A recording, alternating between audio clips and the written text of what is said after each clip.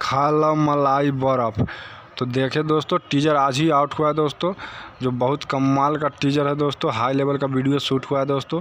तो सॉन्ग का बोल है दोस्तों बर्फ, जो song Khesari Lal Yadav trending star और साथ में फीमेल सिंगर नेहा राज सॉन्ग को गाया है दोस्तों।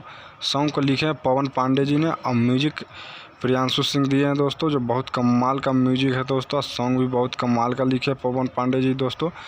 तो बहुत जल्द है जब ये सॉन्ग फुल वीडियो रिलीज होने जा रहा है कल दोस्तों।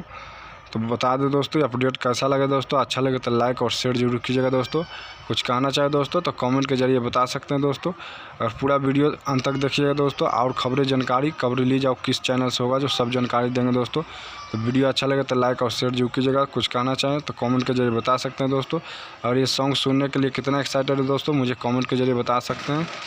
हमारे YouTube चैनल को सब्सक्राइब नहीं किया तो सब्सक्राइब कर लीजिएगा दोस्तों, ताकि हर वीडियो सबसे पहले आप तक पहुंचे। हर न्यू खबर और मूवी के सॉन्ग के बारे में भोजपुरी से जुड़ी हुई सबसे पहले पहुंचे।